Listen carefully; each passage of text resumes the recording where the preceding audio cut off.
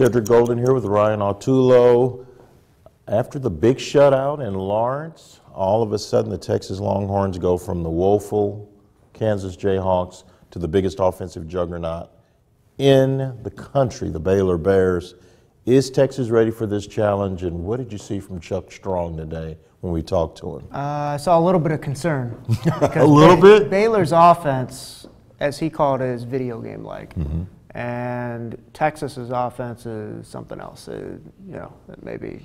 No, Baylor is Madden, and then Texas is that one you weren't born yet. Not where you go, where you're really going really hard and the players are barely moving. Or is it the what's that board? Oh, yeah, with the shaking and the electricity. Yeah, the Texas would hope to be that because they need a little bit of electricity this weekend. Tyrone Swoops is a confident young kid, but I think it's safe to say that he'll be the second best quarterback on the field on Saturday.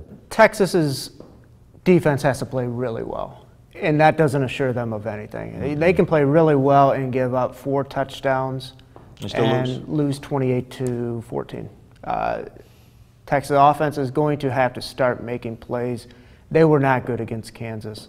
They couldn't sustain drives, couldn't get the run game going, really didn't pass it all that well. They won in spite of themselves. The defense pitched you the shutout, you're always going to win. But 2 touchdown underdogs at home, that says a lot. And in your mind, how good is Baylor? Because they haven't played anybody, just cream puff city. And now they play a Texas team. We don't know how good they are, but it's definitely the toughest team they played. Baylor is the best offense that they will see all year long. Including OU? Including OU. I think OU has some good players on offense. Baylor is they are a comprehensive beatdown waiting to happen.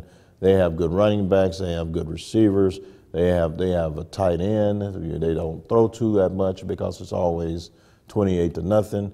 And they have one of the 3 or 4 best quarterbacks, and Bryce Petty, in the country. Texas, like you said, we talked to Quandre Diggs, we talked to Jordan Hicks, we talked to Ced Reed today. One of those guys is not only going to have to play the game of his life, I'm thinking he's going to have to get into the end zone. They're going to have to score. They're going to have to score a defensive touchdown to have a chance to win this game. If I was a betting man, and I am at times, I wouldn't bet Texas to even cover a 14-point spread. I think Baylor will probably have 24, 27 points by the half, and that's what's been their MO all year. And if that's the case, that's pretty discouraging because that would be their 4th loss to Baylor in 5 years. And you start to question things then, I mean, has the tide turned a little bit?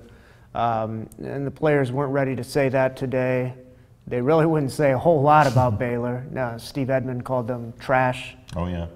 Not today, but after the spring game. Yeah. So I think they were told to keep their mouth shut today. Of course they were, because they know that they don't need to give Baylor any bulletin board material.